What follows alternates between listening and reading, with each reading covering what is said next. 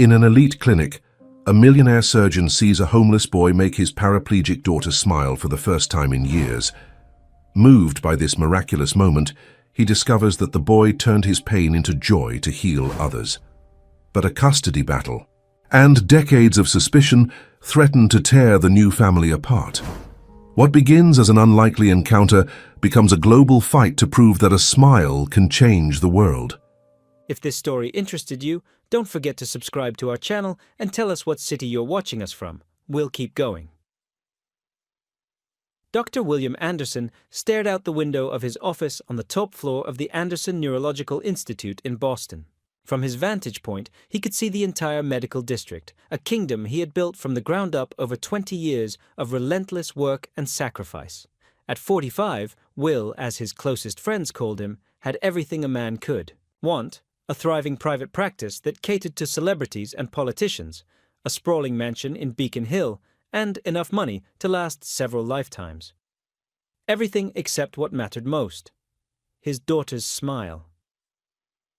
Will's eyes drifted to the silver-framed photograph on his mahogany desk. 6-year-old Emma, with her mother's golden hair and his own piercing blue eyes, sat frozen in time, her laughter captured forever on a beach in Cape Cod. That was before the accident. Before the drunk driver who took Elizabeth from them and left Emma's small body broken, her spine damaged. Before the light disappeared from his little girl's eyes. Dr. Anderson. His assistant Rebecca knocked softly on the door. "The board meeting is starting in 5 minutes. "Thank you," Will replied, straightening his tie. Another meeting about expansion, about more money, more prestige. None of it mattered anymore.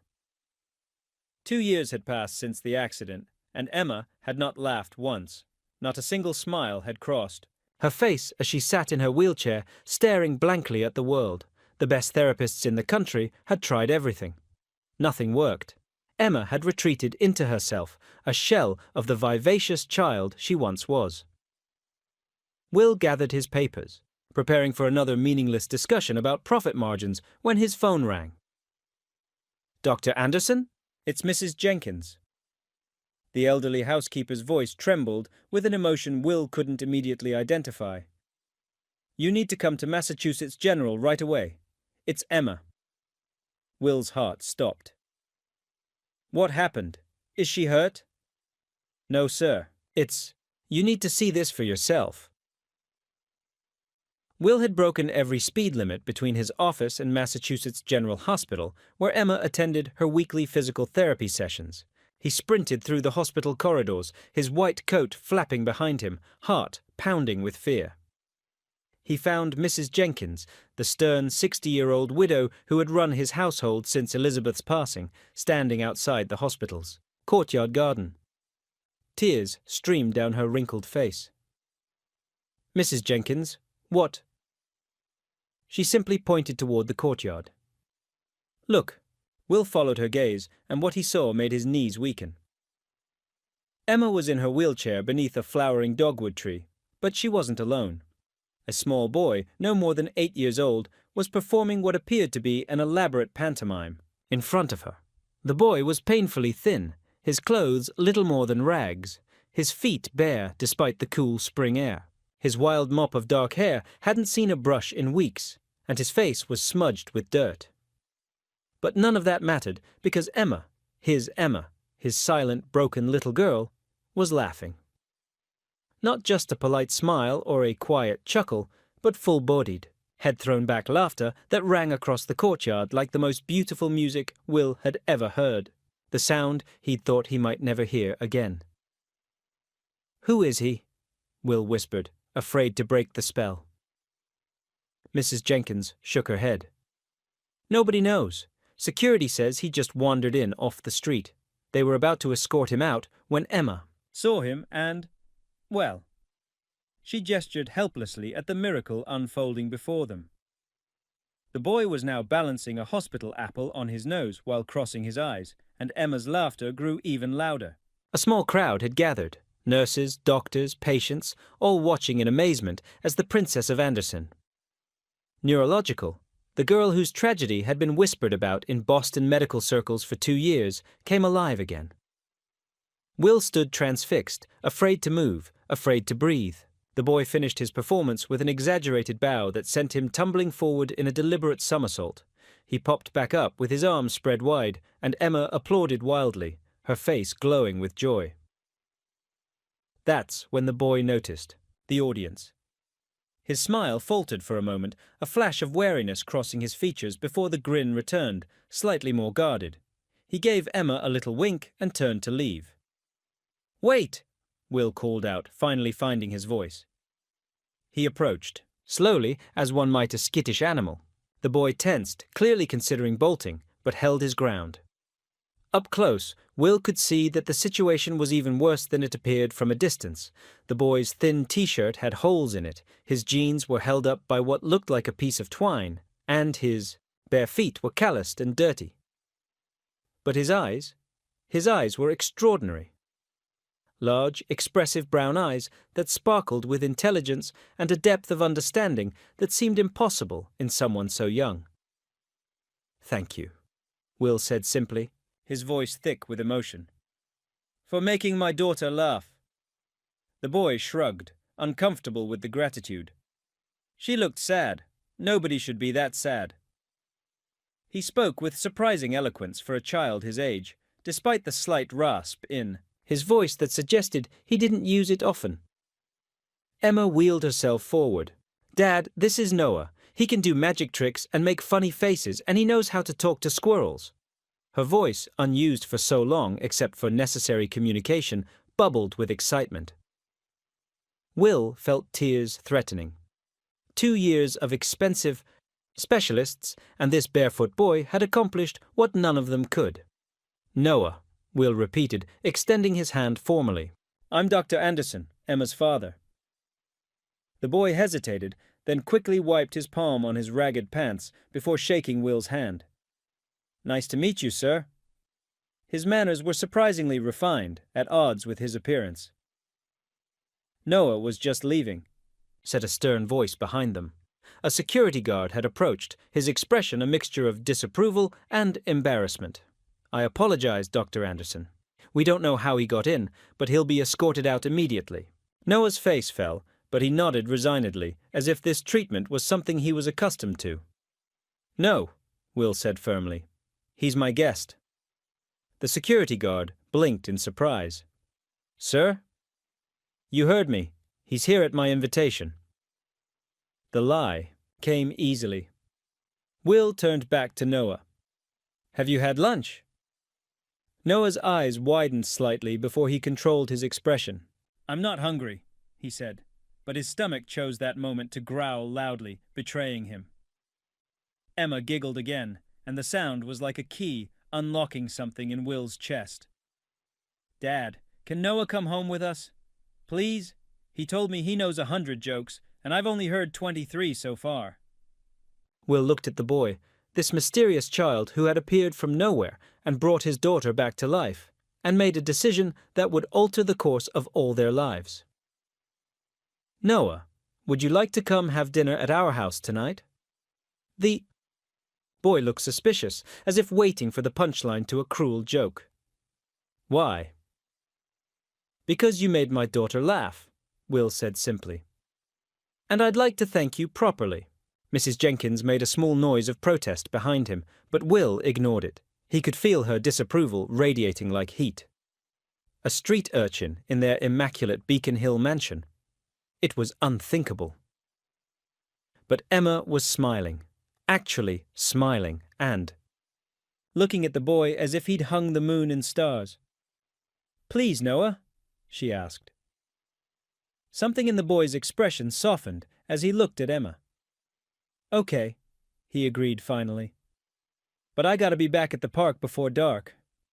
That's when the mean dogs come out." Will felt his heart constrict. Mean dogs? What kind of life did this child lead? "We'll make sure you're safe," he promised, though he was already thinking about how to learn more about this mysterious boy who had accomplished the impossible. "Mrs. Jenkins, would you please bring the car around?" As the housekeeper left, still shaking her head in disapproval, Will watched Noah crouch down beside Emma's wheelchair. Want to see one more trick before we go? The boy asked, pulling a slightly crushed dandelion from his pocket. Emma nodded eagerly, and Noah held the dandelion up dramatically. This is a magic wishing flower, he explained seriously. You make a wish and blow, and if all the fuzzy parts fly away, your wish comes true. Will watched as his daughter closed her eyes tightly, made a silent wish, and blew with all her might. The dandelion seeds scattered in the spring breeze, dancing away across the courtyard. All gone, Noah announced. Your wish is going to come true for sure. Emma beamed at him. I wished that you could be my friend forever. Noah's smile faltered for just a moment, a flash of something ancient and sad crossing his young face. Forever's a long time, he said quietly, but I can be your friend today. And in that moment, Will knew he would move heaven and earth to make sure that today stretched into many tomorrows. For the first time in 2 years, he felt something that had been absent from his life since the accident. Hope. Mrs. Jenkins's disapproval was palpable as they pulled up to the Anderson mansion in Beacon Hill. The imposing 3-story brownstone, with its wrought iron fence and manicured garden, stood as a monument to success and privilege. As the elderly housekeeper helped Emma from the car, her eyes kept darting to Noah, who stood on the sidewalk, mouth agape at the sight of the house. It's like a castle, he whispered, clutching the small backpack Will had insisted on buying him at the hospital gift shop. The bag contained only a toothbrush, a clean t-shirt, and a pair of socks. The boy had refused anything more despite Will's offers. You live here? Noah asked Emma, his voice filled with awe. Emma nodded proudly. Wait till you see inside. We have a special elevator for my chair and a movie room, and the biggest kitchen ever. Mrs. Jenkins cleared her throat pointedly. Dr. Anderson, perhaps I should prepare the boy something to eat in the kitchen while you and Miss Emma retire to the sitting room. Will recognized the suggestion for what it was, an attempt to segregate their unexpected guest from the formal areas of the house. That won't be necessary, Mrs. Jenkins. Noah will dine with us in the dining room. Very well, sir, she replied, her pinched expression making it clear that she anticipated disaster. I'll set an extra place. As they entered the house, Will noticed Noah hesitating at the threshold, suddenly uncertain. It's all right, Will encouraged gently. Come in. Noah took a deep breath and stepped inside, immediately freezing in place. When his feet touched the expensive Persian rug in the foyer, Will watched as the boy's eyes darted around, taking in the crystal chandelier, the sweeping staircase, the original oil paintings on the walls. Maybe I should take my shoes off, Noah said, then flushed. I mean, I don't have shoes. My feet are dirty, though. Will felt something twist in his chest. Don't worry about that. The rugs can be cleaned. He gestured toward the guest bathroom. But if you'd like to wash up before dinner, you're welcome to use that bathroom. Noah nodded gratefully and disappeared into the bathroom. Will heard the water running and exchanged a look with Emma, who was beaming with excitement. He's nice, isn't he, Dad? And so funny. Will smiled, crouching beside her wheelchair. He certainly is. Emma, do you remember how to get to the dining room from here? Emma nodded proudly. She'd only recently begun navigating the house independently in her wheelchair. A small victory in her rehabilitation. Good. Why don't you head there and help Mrs. Jenkins set the table? I'd like to speak with Noah privately for a moment. Emma frowned slightly. You're not going to make him leave, are you? No, sweetheart. I just want to get to know him a little better. Satisfied, Emma wheeled herself down the hallway toward the dining room. Will waited outside the bathroom, hearing the water shut off. When Noah emerged, his face and hands were scrubbed clean, his wild hair somewhat tamed by water. The transformation was remarkable. Without the layer of dirt, he was a strikingly handsome child with high cheekbones, thick eyelashes, and warm, brown skin that suggested Hispanic heritage.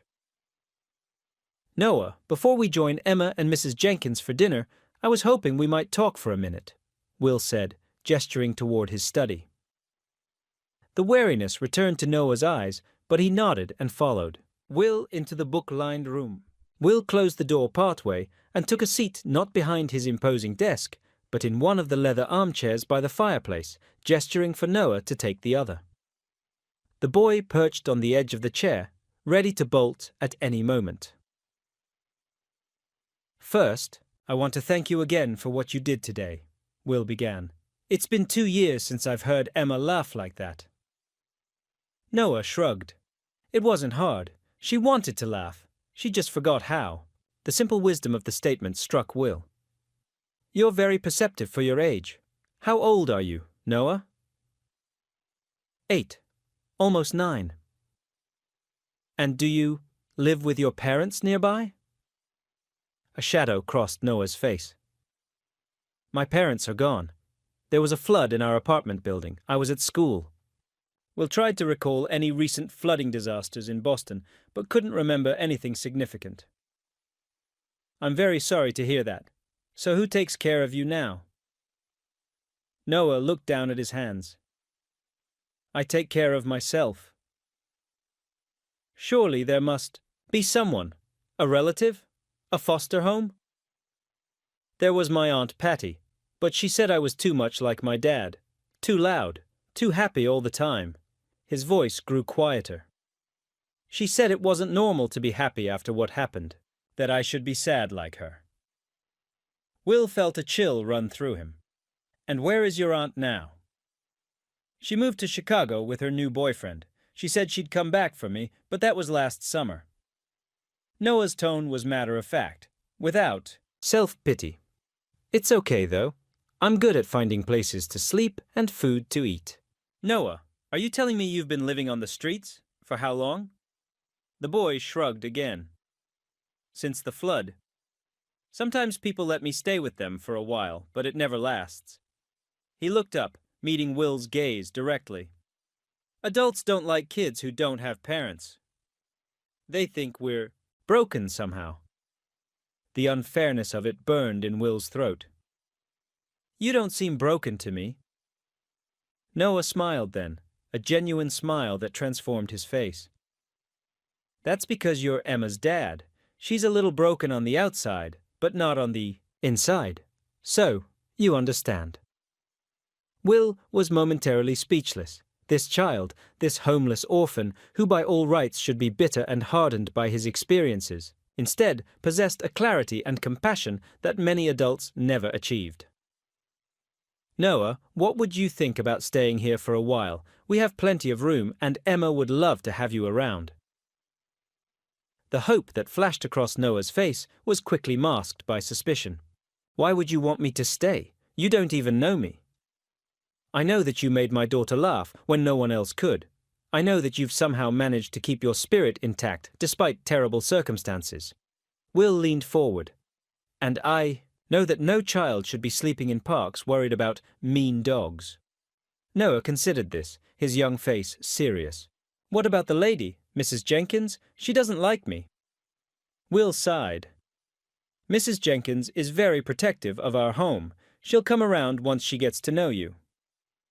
"I don't think so," Noah said with the certainty of someone who had faced rejection many times before.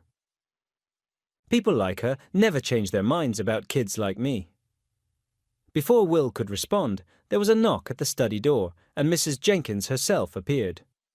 "Dinner is served, Dr. Anderson." Her eyes flickered to Noah with undisguised disapproval. "Miss Emma is waiting." "Thank you, Mrs. Jenkins. We'll be right there." Will stood and offered his hand to Noah. "Shall we?" Noah hesitated, then took Will's hand. His small fingers were calloused and tough, the hands of a child who had known hard work and hardship. Together, they walked to the dining room where Emma waited, practically bouncing in her wheelchair with excitement. The dinner that followed was unlike any the Anderson house had seen since Elizabeth's passing. Noah, initially overwhelmed by the formal table setting, "Why are there 3 forks?" quickly adapted and began regaling them with stories and jokes that had Emma in constant peals of laughter. Even Mrs. Jenkins, despite her rigid posture and tight-lipped expressions, occasionally had to turn away to hide a reluctant smile.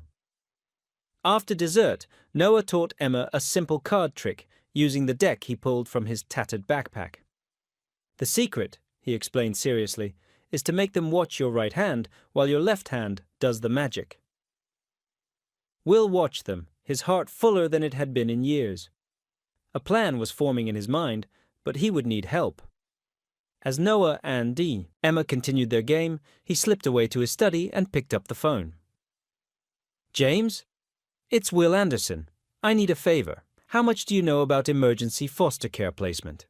James Wilson, Will's longtime friend and attorney, was silent for a moment. "Will, what are you getting yourself into?" "Possibly the most important thing I've ever done," Will replied, watching through the doorway as Noah showed Emma how to make a shadow puppet on the dining room wall. "I need to know if there's a way to keep a homeless child from being put into the system while I figure some things out. This is extremely irregular, Will. There are procedures, background checks." "I know all that, but this child is special, James. He's brought Emma back to life." Another long pause. "I'll see what I can do. But Will, be careful. The courts don't look kindly on wealthy people thinking they can circumvent the system, even with the best intentions." "I understand, but I can't let him go back to the streets. I won't." After hanging up, Will returned to the dining room to find Mrs. Jenkins clearing the dessert plates while Noah demonstrated to Emma how to balance a spoon on the tip of her nose. "Noah," Will said, "it's getting late. I was thinking you might like to stay in our guest room tonight instead of going back to the park." Noah froze, the spoon clattering to the table. "Really?" "Really. And perhaps tomorrow we could talk more about a more permanent arrangement, if you'd like." Mrs. Jenkins dropped a dessert plate, which shattered on the hardwood floor. "Dr. Anderson, a word, please." Will followed the housekeeper into the kitchen, where she rounded on him with uncharacteristic ferocity. "Sir, with all due respect, you cannot bring a street child into this house permanently. Think of your reputation, of the risk to Emma, of the impropriety." "Mrs. Jenkins," Will interrupted gently, "when was the last time you heard Emma laugh before today?" The elderly woman faltered. "That's hardly the point." "It's exactly the point. That boy has a gift, and he's been living on the streets because the adults in his life failed him. I refuse to be another person who fails him. But you know nothing about him. He could be disturbed or dangerous or... He's a child, Mrs. Jenkins. A remarkable one. And he's staying, at least for now." Will's tone made it clear the discussion was over. In the dining room, Noah was helping Emma practice moving the spoon from her nose to her chin without using her hands, both of them giggling uncontrollably. "It's impossible," Emma protested. "Nothing's impossible," Noah replied, his young face suddenly serious. "My dad used to say that impossible just means you haven't found the right way yet." Will leaned against the doorframe, watching them. In that moment, he made a silent promise to Noah's parents, wherever they were. Their son would not grow up alone on the streets, not if William Anderson had anything to say about it. The next morning, Will woke to the unfamiliar sound of laughter echoing through the mansion. He followed the joyful noise to the kitchen, where he found an astonishing sight. Noah was teaching Emma how to flip pancakes in the air, while Mrs. Jenkins, her hair still in curlers, watched with a mixture of horror and reluctant amusement. "You have to use your wrist like this," Noah demonstrated, sending a perfectly golden pancake spinning 3 feet into the air before catching it neatly in the pan. "See? Easy." Emma, seated in her wheelchair at the counter with a small frying pan adapted with special grips for her limited hand strength, attempted to mimic the motion. Her pancake rose a few inches before flopping sadly over the edge of the pan and onto the countertop. "Oh!" she exclaimed, disappointment evident in her voice. "That's okay," Noah quickly reassured her. "My first 50 pancakes ended up on the floor. Just scoop it back in and try again." Will stepped into the kitchen. Good morning. I see breakfast is an adventure today. Dad! Emma beamed. Noah's teaching me to cook. He says I can learn even from my chair. Is that so? Will raised an eyebrow at Noah, who suddenly looked uncertain. I hope it's okay, sir. Emma said she was hungry and Mrs. Jenkins was still asleep, and I know how to cook because I used to help my mom. He trailed off, worried he'd overstepped. Will noticed the boy was wearing the clean t-shirt from the gift shop, his hair damp from a shower. He looked younger, more vulnerable in the morning light, filtering through the kitchen windows. It's more than okay, Noah. Thank you for taking care of Emma. Will turned to Mrs. Jenkins, who was unsuccessfully trying to hide her softening attitude toward their guest. And good morning to you, Mrs. Jenkins. I see you've joined the Pancake Academy. The housekeeper straightened her robe with dignity. Someone had to supervise Dr. Anderson, though I must admit the boy does have a certain flair with breakfast foods. She gestured to a plate piled high with perfectly cooked pancakes, some shaped like animals. Noah made Mickey Mouse pancakes. Dad! And look! Emma proudly pointed to a misshapen one on her own plate. I made this one all by myself. It's supposed to be a turtle, Noah whispered to Will. Ah, yes, I can definitely see the turtle, Will said, his heart swelling at his daughter's pride. It had been so long since she'd shown interest in doing anything independently. Over breakfast, Will explained that his friend James, a lawyer, would be coming by to discuss Noah's situation.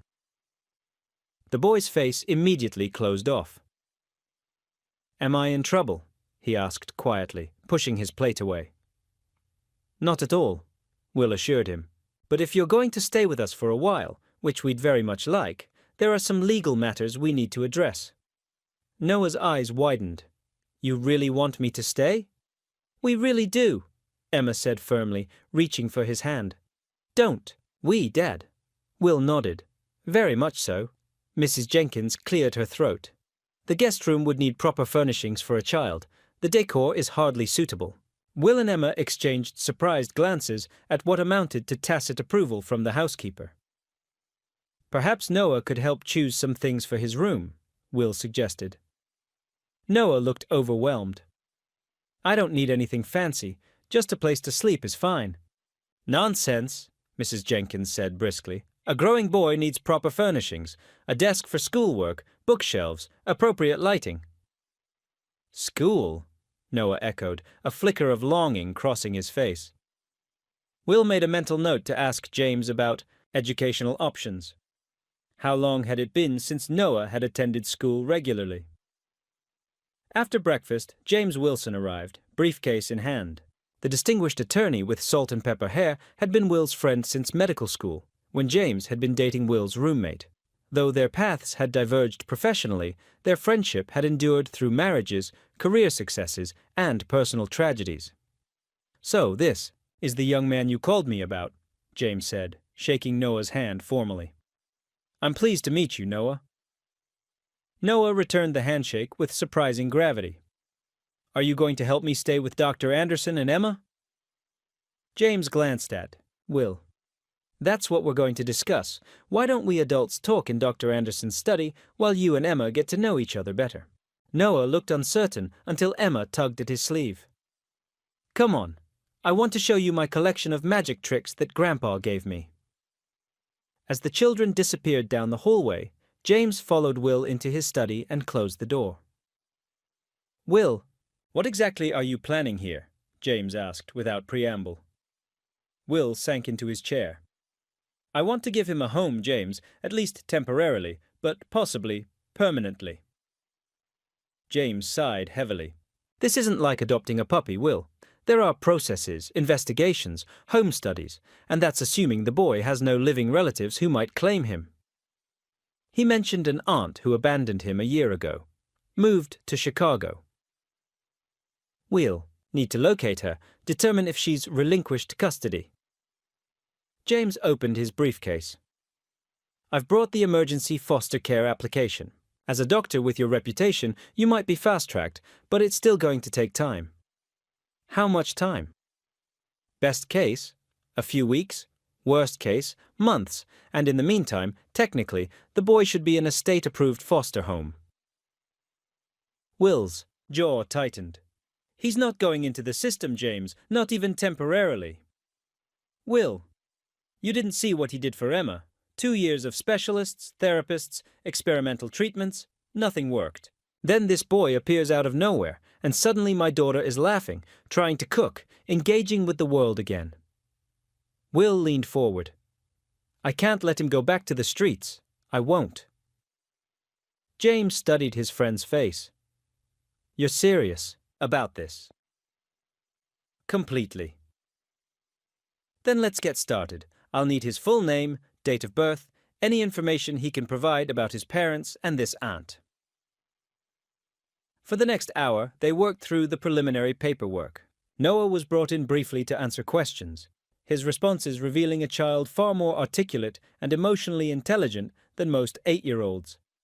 He explained that his full name was Noah Anthony Thompson, born September 3rd at Boston Medical Center. His parents were Maria Vasquez Thompson and Anthony Thompson. His aunt was Patricia Thompson, his father's sister. And the flood that took your parents? James asked gently. When did that happen? Last year, April 15th. Noah's voice was steady, but his fingers twisted in his lap. It was raining for days. Our basement apartment filled up with water in the middle of the night.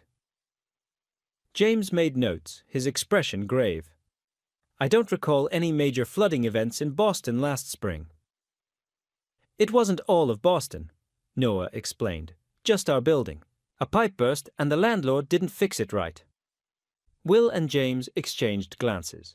This was a localized tragedy, not a natural disaster, the kind of event that might make the local news briefly before being forgotten by everyone except those directly affected. Thank you, Noah, James said kindly. You've been very helpful. Would you mind if I spoke with Dr. Anderson alone for a few more minutes? Noah nodded and left the room, closing the door carefully behind him. Will, I need to be blunt, James said once they were alone. Are you sure about this? You're still grieving Elizabeth. Emma is still recovering. Taking in a traumatized child is a massive undertaking. I've never been more certain of anything, Will replied without hesitation. You didn't see them together, James. It's like he has this gift, this ability to cut through the darkness. James nodded slowly. I'll expedite everything as much as possible. In the meantime, keep a low profile. No social media, no mentions of Noah to colleagues or at the hospital. The last thing we need is someone questioning why a prominent surgeon has an undocumented child living in his home before the proper channels have been followed. Understood. And James. Thank you.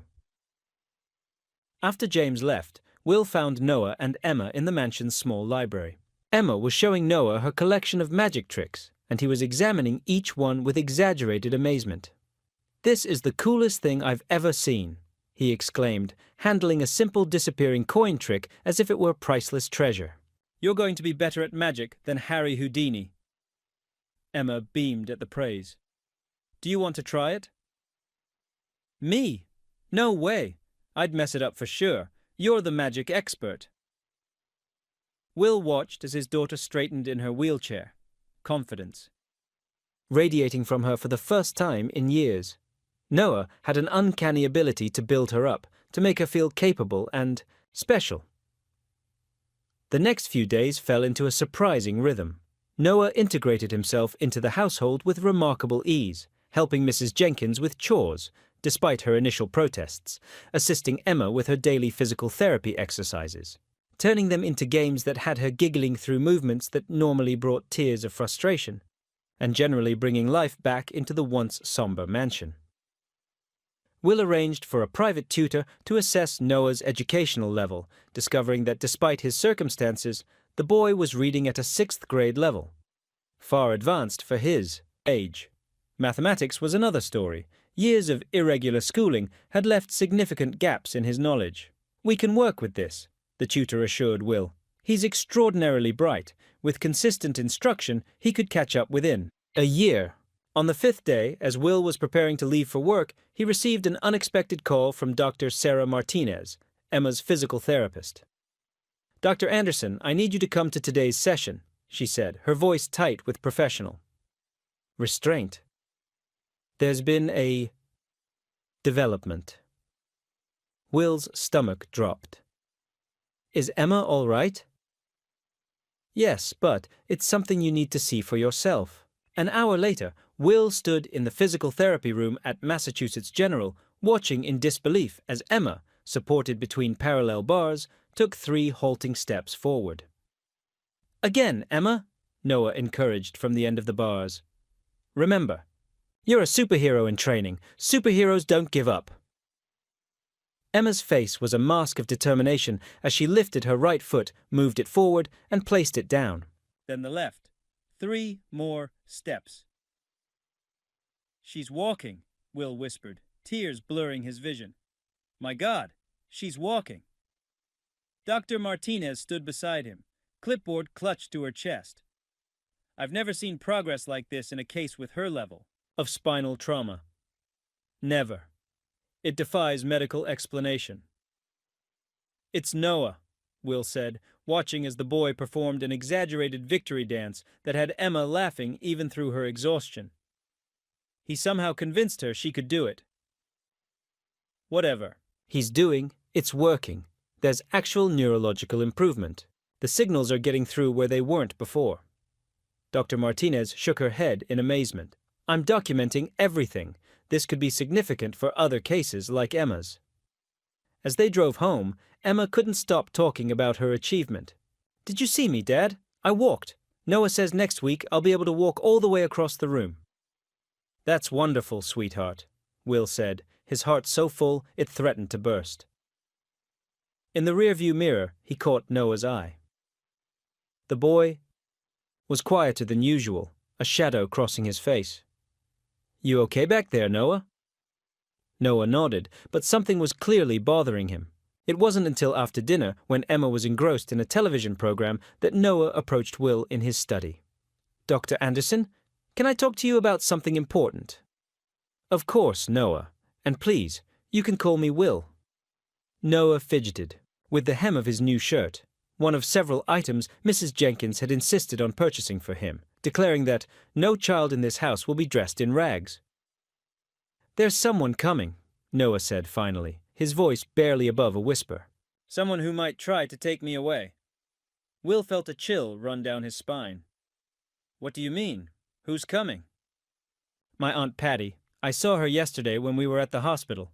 She was talking to a nurse. She didn't see me, but she's looking for me. I can feel it."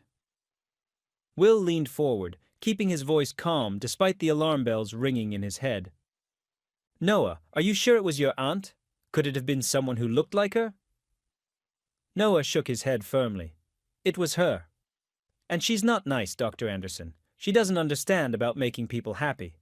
She thinks it's wrong to laugh after bad things happen." Will placed a gentle hand on the boy's shoulder. "Noah, I promise you, we're doing everything legally possible to keep you here with us. James is expediting the paperwork for emergency foster care." "But what if she comes before the papers are ready? What if she takes me away and Emma can't walk anymore because I'm not here to help her?" The fear in the child's eyes was heartbreaking. Will pulled him into a gentle hug. "That's not going to happen. I won't let anyone take you away from us." Even as he made the promise, Will knew it might be one he couldn't keep.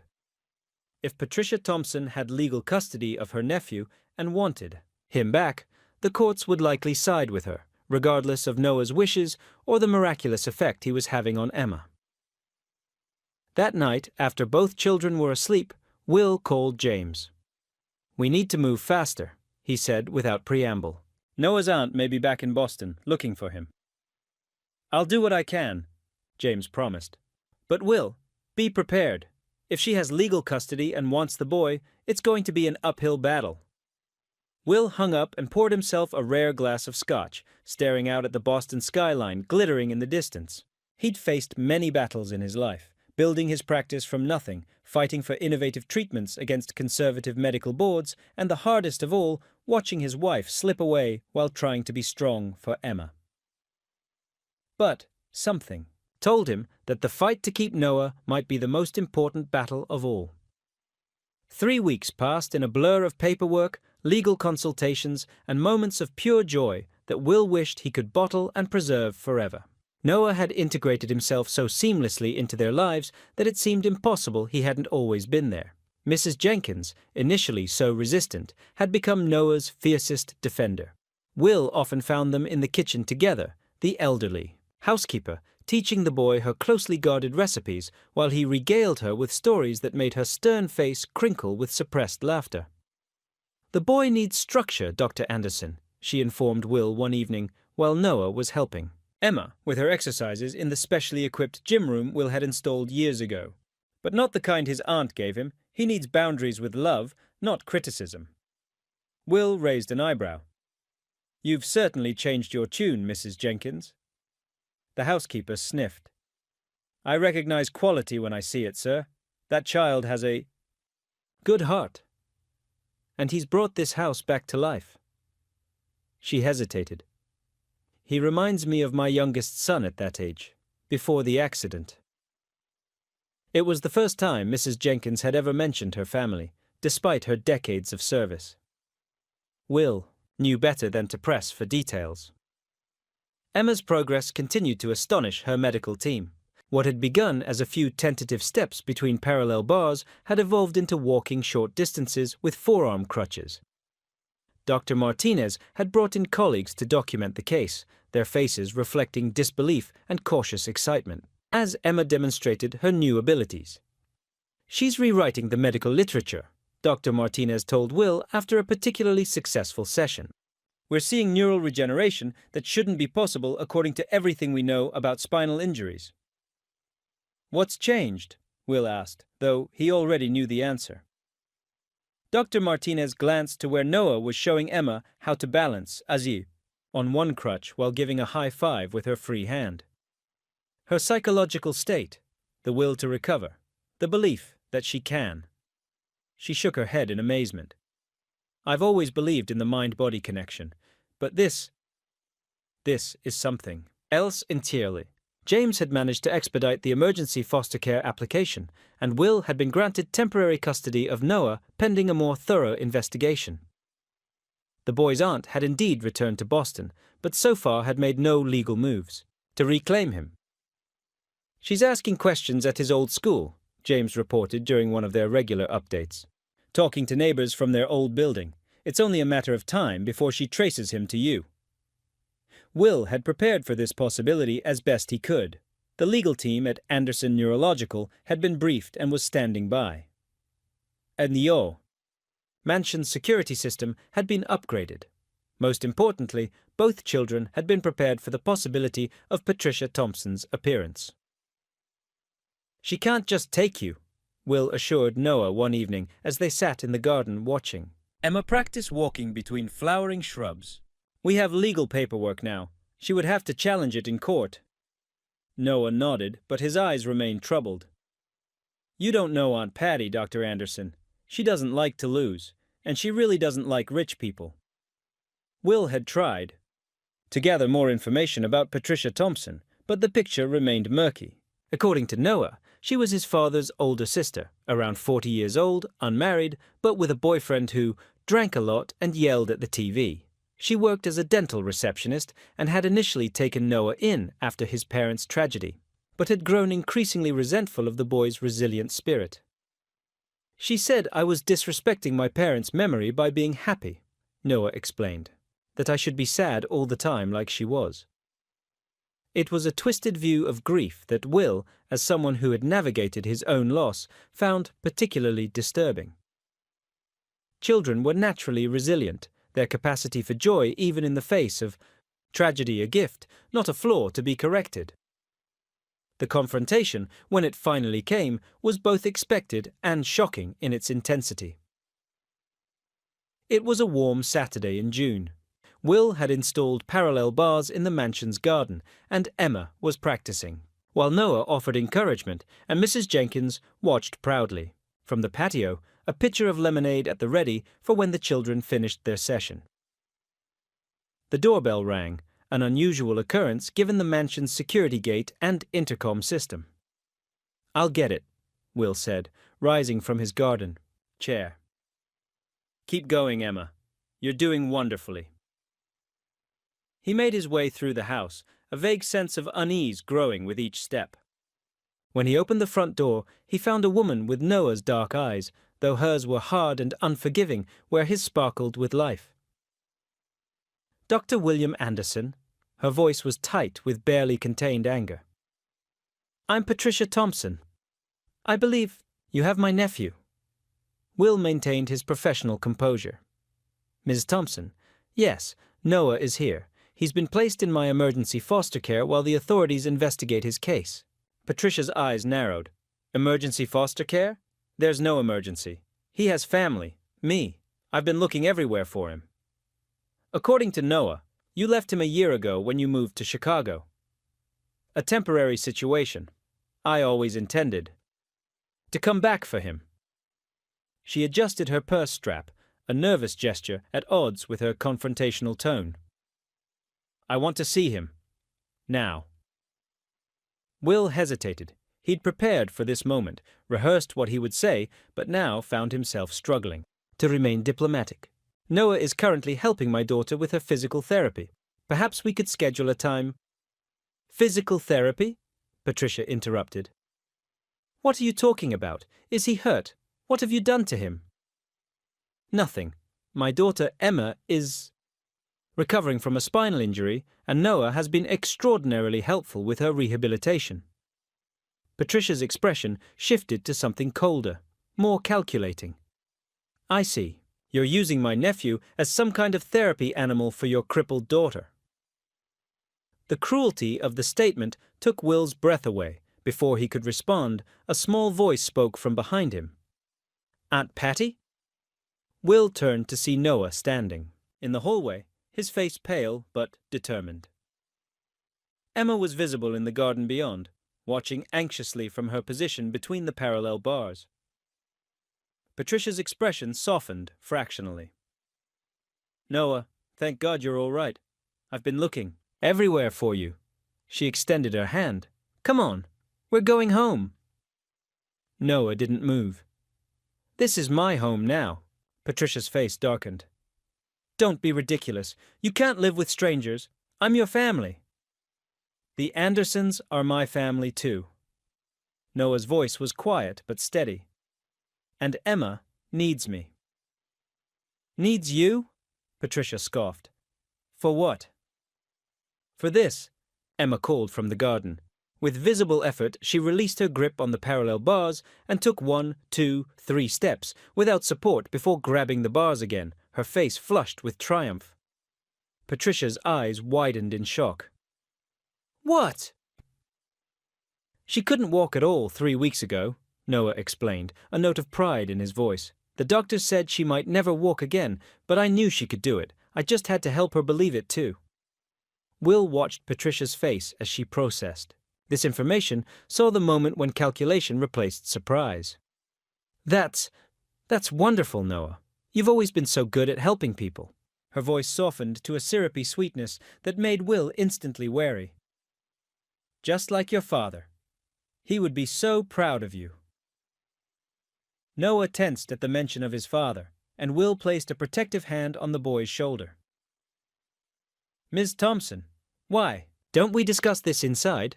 Will suggested, unwilling to have this confrontation in full view of Emma, who was watching with increasing distress from the garden. Patricia glanced past them to where Emma stood, still holding the parallel bars, her face a mixture of fear and determination. Something shifted in the woman's expression. "Fine," she agreed tersely. Will guided them to his study, where Noah sat close to him on the leather sofa while Patricia took the chair opposite. "Noah, I know we had our differences," Patricia began, her tone carefully modulated. "But I've changed. Things are different now. I've come back to Boston permanently, found a nice apartment. I can take care of you properly." Noah looked at her skeptically. What about Rick, your boyfriend who didn't like me? Patricia's smile tightened. Rick and I aren't together anymore. It's just me now. And you're not angry that I'm happy sometimes? That I like to make people laugh? A flash of irritation crossed Patricia's face before she controlled it. Of course not, sweetie. Everyone grieves differently. I understand that now. Will could see that Noah wasn't convinced, but the boy was too polite to call his aunt a liar outright. The thing is, Aunt Patty, Noah said carefully, I want to stay here. Dr. Anderson is trying to adopt me. Patricia's facade cracked. Adopt you? That's absurd.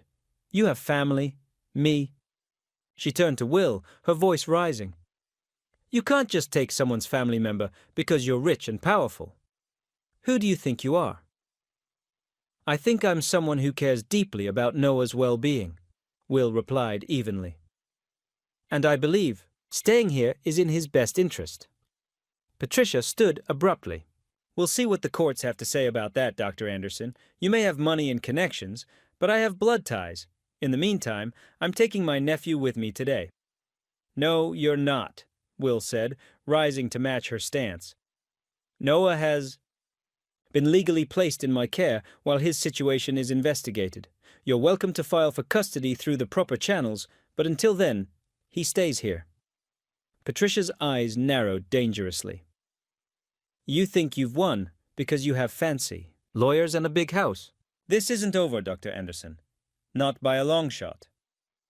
She turned to Noah, who had shrunk back against the sofa cushions. I'll be back for you, Noah. Don't get too comfortable here. With that, she stormed out, brushing past Mrs. Jenkins, who had appeared in the doorway with a concerned expression. Is everything all right, Dr. Anderson? The housekeeper asked, watching Patricia's retreating figure. No, Mrs. Jenkins, I don't believe it is. Will sighed heavily. That was Noah's aunt, and I think we just declared war. Noah looked up at Will, his young face pinched with worry. She's going to try to take me away.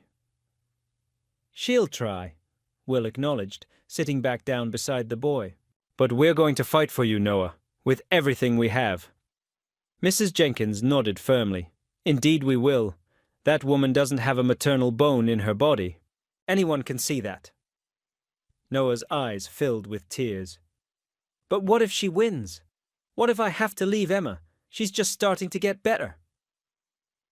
Will pulled the boy into a gentle hug. One day at a time, Noah. That's how we'll handle this. And in the meantime, we'll make every day count.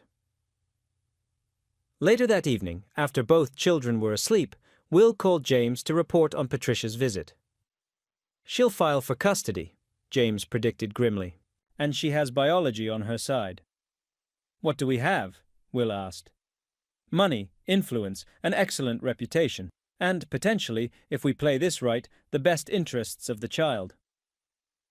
James paused. Will, are you absolutely certain about this?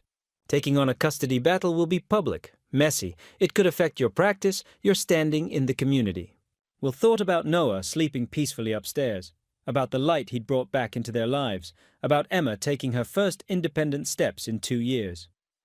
I've never been more certain of anything in my life, he answered. Whatever it takes, James. Whatever it takes. True to James's prediction, the legal notice arrived 3 days later. Patricia Thompson was filing for full custody of her nephew, Noah Anthony Thompson, alleging that William Anderson had used his wealth and influence to illegally separate a child from his rightful guardian. It's a strong opening move, James E. Ites admitted as they reviewed the paperwork in Will's study. She's painting you as a privileged predator using a vulnerable child for your own purposes. Will felt physically ill reading the allegations. She makes it sound like I kidnapped him. He was living on the streets, James. She abandoned him. Which she denies. According to her filing, she left Noah in the care of a neighbor while she established herself in Chicago, intending to send for him once she was settled. She claims this neighbor, a Mrs. Ramirez, was supposed to be caring for Noah, but somehow lost track of him. That's convenient, Will said bitterly. Is there even a Mrs. Ramirez? We're looking into it. But Will, you need to prepare yourself. This is going to get ugly. The media will likely pick up on it. Renowned surgeon in custody battle with working-class woman. The class warfare angle alone will be irresistible to certain outlets. Will rubbed his temples, feeling the beginnings of a migraine. How do we protect the children from this? Keep them away from the media. No public appearances. Consider homeschooling temporarily. James hesitated. And Will, you might want to consider reaching some kind of compromise with Ms. Thompson. Shared custody, perhaps. Will shook his head firmly. You didn't see her, James. The way she spoke about Emma, about Noah. She called him a therapy animal. And Emma crippled. She's bitter, angry, and resentful. Noah deserves better.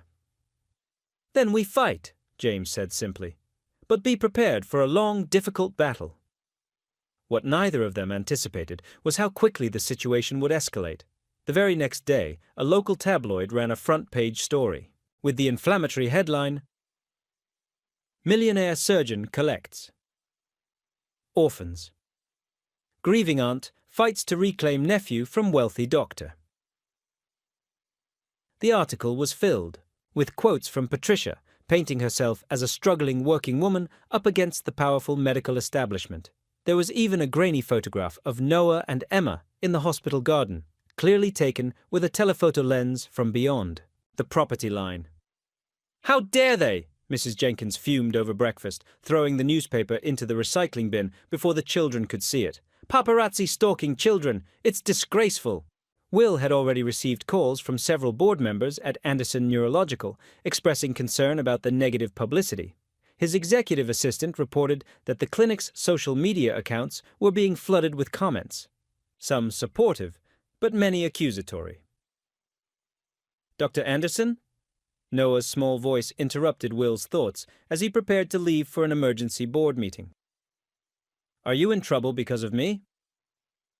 Will crouched down to the boy's eye level.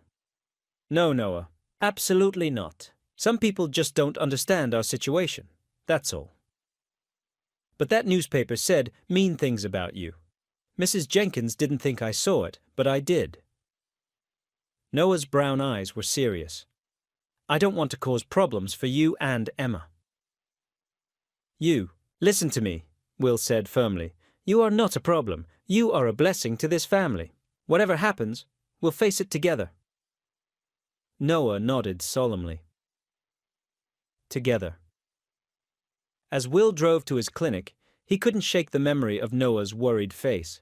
How had something so pure, the desire to give a homeless child a loving home, become so complicated and ugly? The answer, of course, was simple. Adults. Adults with agendas, with bitterness, with cynicism that couldn't recognize or accept the transformative power of compassion and connection.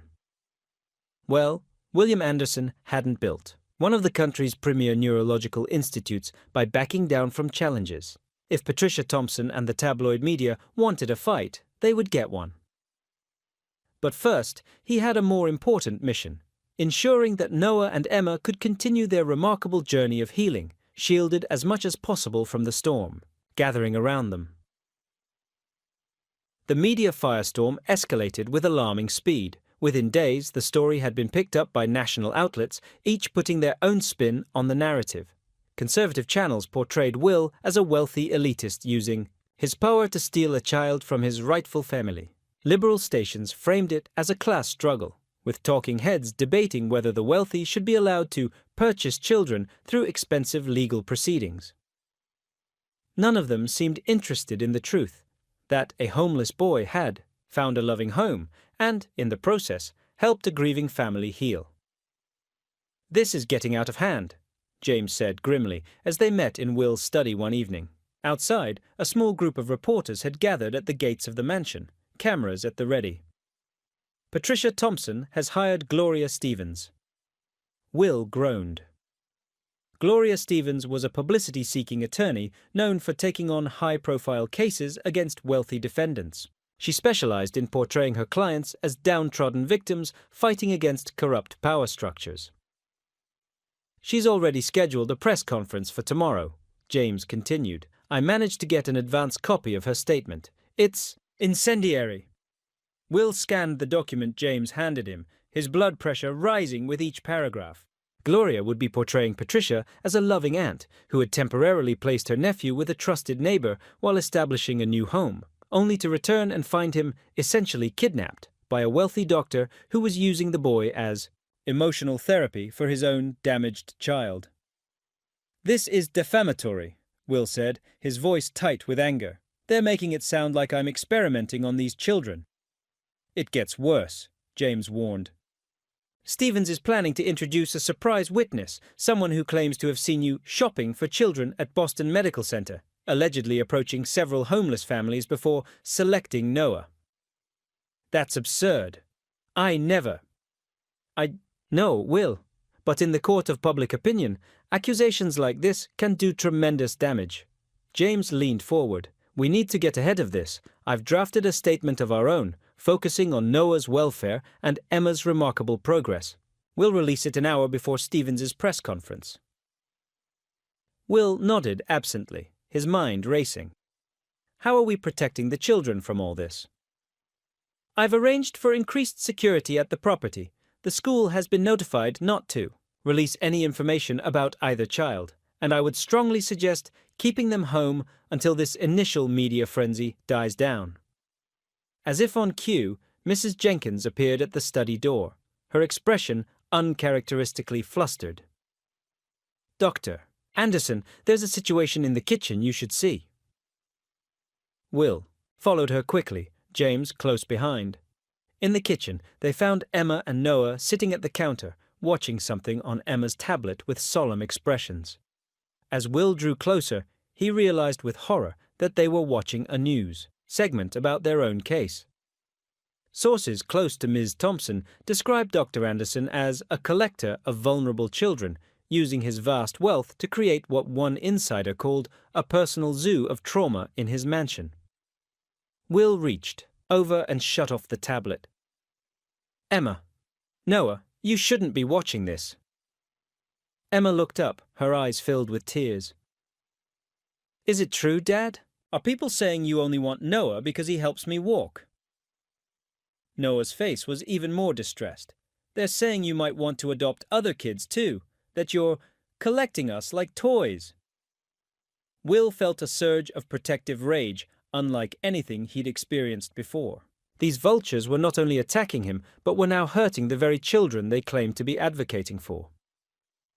He crouched down between their chairs, taking one of each child's hands in his. Listen to me, both of you. What these people are saying is not true. They don't know us. They don't know our family. But why are they saying these things? Noah asked, his voice small. Will struggled to explain complex adult motivations to children. Sometimes, when people don't understand something beautiful and special, they try to make it sound bad or wrong. They can't imagine that someone might simply want to help because it's the right thing to do. Is Aunt Patty going to take me away? Noah's question cut straight to the heart of Will's own deepest fear. We're doing everything we can to make sure that doesn't happen, Will promised, though the words felt hollow, even as he spoke them. The truth was, he didn't know if he could win against the combined forces of blood relation and media sensationalism. Mrs. Jenkins, who had been uncharacteristically quiet, suddenly spoke up. I have something to say to both of you children. She drew herself up to her full height, her dignity palpable. I have worked in this house for 25 years. I have seen many things, good times and difficult ones. And I have never, in all those years, seen this house as full of love and laughter as it has been since Noah arrived. Emma and Noah looked at the elderly housekeeper with surprise. Mrs. Jenkins rarely expressed such sentiments. Now there are people out there saying horrible, untrue things, she continued. But we know the truth. We live it every day. And the truth is that you two belong together, just as you belong in this family. She fixed Noah with a particularly stern gaze. And I won't hear any nonsense about you causing trouble, young man. You are the best kind of trouble this house has ever seen. Noah's eyes filled with tears, but he managed a wobbly smile. Even better than when I flooded the laundry room trying to build a water slide for Emma's rubber ducks. Mrs. Jenkins's lips twitched. Marginally better. The moment of levity broke the tension, and Will silently blessed the housekeeper for her perfect intervention. James, who had been watching from the doorway, caught Will's eye and nodded toward the study, indicating they should continue their discussion privately. "Why don't you two help Mrs. Jenkins prepare dinner?" Will suggested. "I need to talk with Mr. Wilson about some grown-up things." As the children began taking ingredients from the refrigerator under Mrs. Jenkins's supervision, Will and James returned to the study. "We need a different approach," Will said immediately. "This media circus is hurting the children. I don't care what they say about me, but Emma and Noah are suffering." James nodded thoughtfully. "What if we change the narrative completely? Instead of responding defensively to each allegation, what if we showcase the positive impact Noah has had, not just on Emma, but potentially on other children with similar conditions?"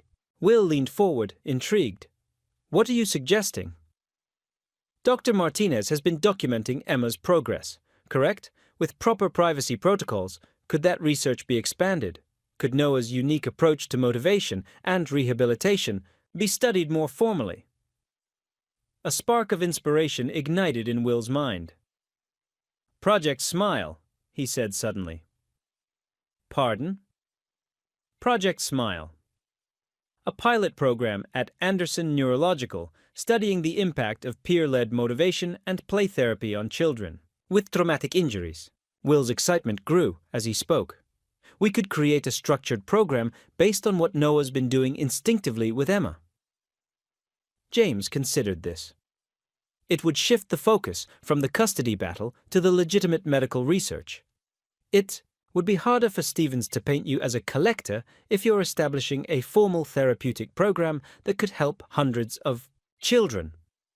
And it would give us a platform to showcase Noah's gift without exploiting him, Will added. "He's genuinely talented at connecting with other children, at motivating them in ways adults can't."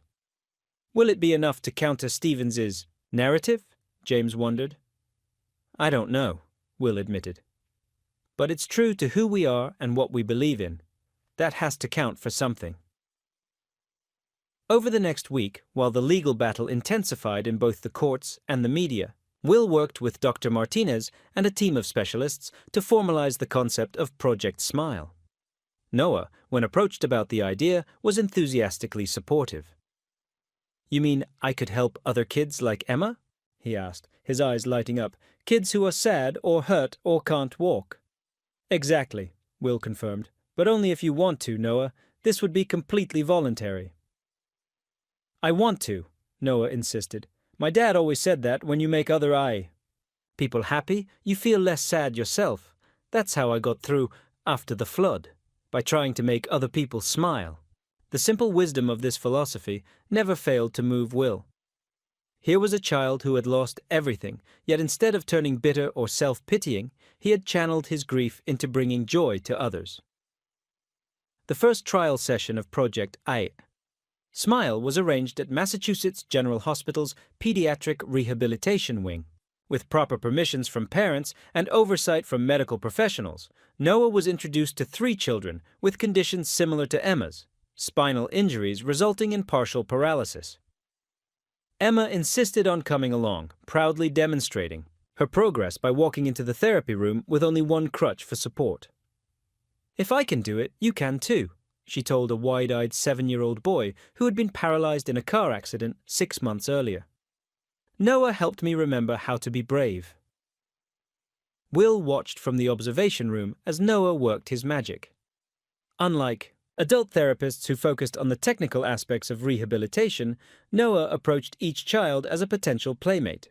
He turned exercises into games, celebrated tiny victories with exaggerated enthusiasm, and somehow instinctively knew when to push and when to back off. "This is remarkable," Dr. Martinez murmured beside Will. "He's getting responses we haven't seen in months of conventional therapy." By the end of the 2-hour session, all 3 children had exceeded their therapist's expectations. One girl, who had refused to attempt standing for weeks, managed to bear weight on her legs for nearly a minute while playing Noah's invented game of statue freeze tag. "We need to document this systematically," Dr. Martinez said as they left the hospital. "With proper controls, data collection, longitudinal follow-up, this could be groundbreaking." Will nodded, already envisioning how Project Smile could evolve. But his momentary optimism was shattered the next morning when he opened the newspaper to find a scathing editorial criticizing the program as experimental therapy using children as both subjects and practitioners, and questioning the ethics of allowing an untrained, possibly traumatized child to influence the treatment of vulnerable patients.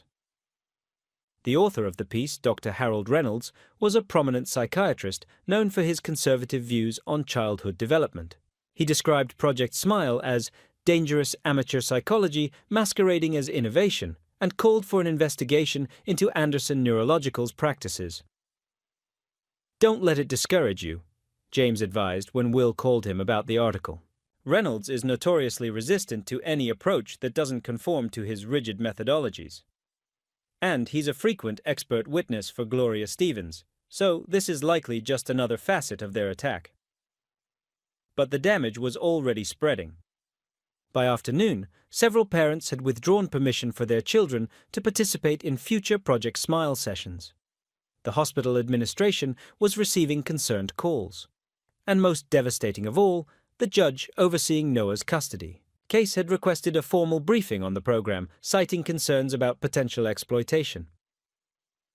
"They're making it sound like I'm using Noah as some kind of untested medical treatment," Will said that evening, pacing his study in frustration, "when all he's doing is making children laugh and believe in themselves." Mrs. Jenkins, who had brought in his evening coffee, paused at the door. "If I may, Dr. Anderson, perhaps what's needed is not more doctors or lawyers speaking, but someone who has actually witnessed the changes in this household." Will looked up, struck by the idea. "Mrs. Jenkins, would you be willing to make a statement, as someone who initially had reservations about Noah coming here?" The elderly housekeeper straightened her already impeccable posture. "I would be honored, sir. It's time someone told the truth about what that boy has brought to this family, and it's not just Miss Emma's improved mobility." The next day, a new voice entered the public discourse surrounding the case.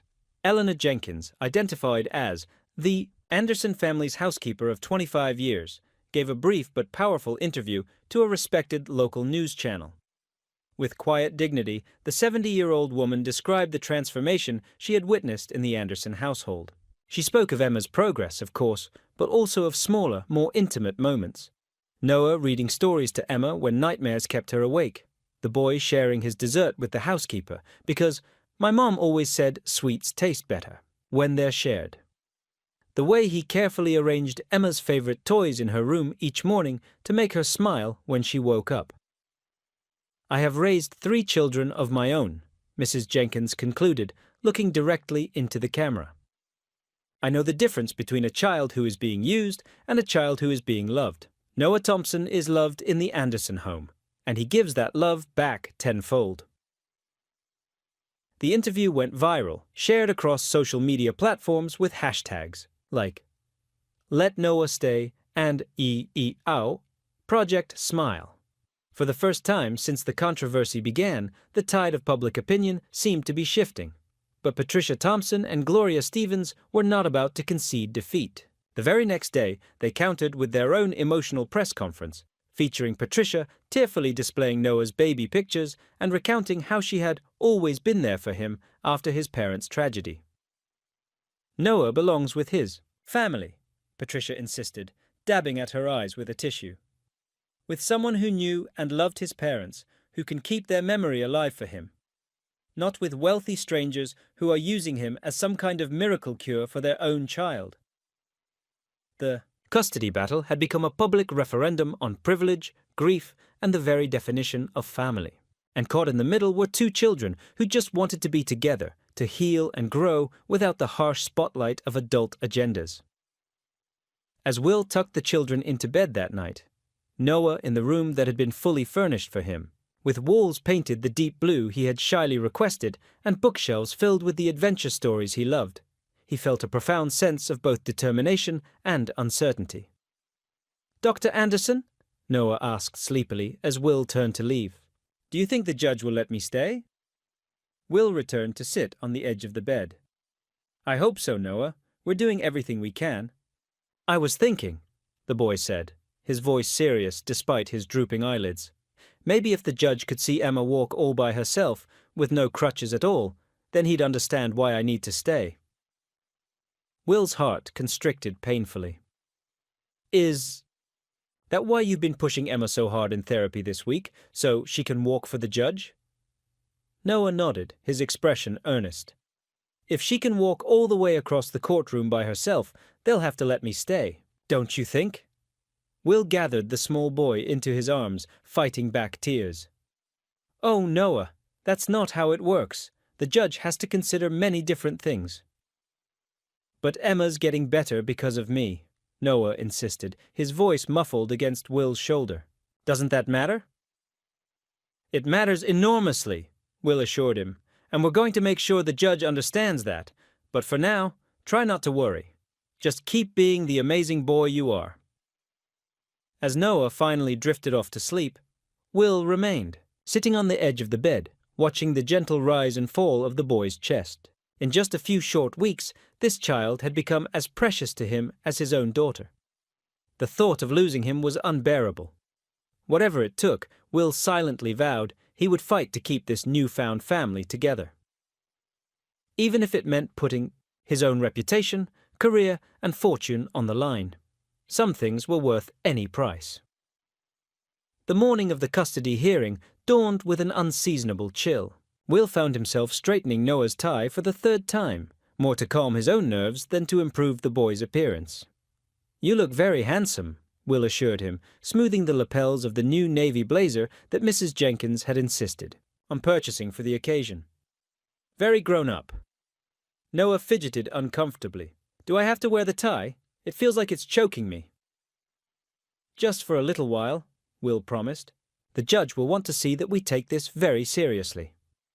From the doorway, Emma watched anxiously. She was dressed in her best dress, her golden hair pulled back with a velvet headband. In her hands, she clutched the surprise she and Mrs. Jenkins had been working on secretly for days, a scrapbook documenting Noah's time with the Andersons, filled with photographs, drawings, and Emma's carefully printed captions. "Is the judge going to ask me questions?" she asked, her voice small but determined. Will knelt beside her wheelchair. They had decided to use it for the court appearance, despite Emma's progress with walking, partly to conserve her energy, and partly because Will didn't want to create the impression that they were showcasing her abilities to influence the judge. "The judge might ask you a few questions, sweetheart. Just answer honestly, exactly the way you feel." Emma nodded solemnly. "I'm going to tell him that Noah is my brother now, not by blood, but by heart. That's what Mrs. Jenkins says." Will felt a surge of gratitude for the elderly housekeeper, who had become an unexpected but fierce advocate for keeping their newfound family intact. Her interview had sparked a wave of support from unexpected quarters, other household staff who had worked for wealthy families, teachers who had seen similar transformative friendships between children, even several prominent child psychologists, who had publicly criticized Dr. Reynolds' dismissive stance on peer-facilitated therapy. But would it be enough to counter the biological claim of Patricia Thompson? That was the question that had kept Will awake night after night. The courthouse steps were crowded with reporters and camera crews when they arrived. James had arranged for them to enter through a private entrance, but they still had to pass, through a gauntlet of shouted questions and flashing cameras. "Dr. Anderson, are you using Noah as an experimental treatment for your daughter? Noah, do you want to live with your aunt or Dr. Anderson? Emma, can you really walk now?" Will shielded the children as best he could, while security personnel cleared a path. Inside, they found Patricia and Gloria Stevens already seated at the plaintiff's table. Patricia dressed in a conservative suit that Will suspected had been provided by her attorney specifically for this appearance. Noah tensed at the sight of his aunt.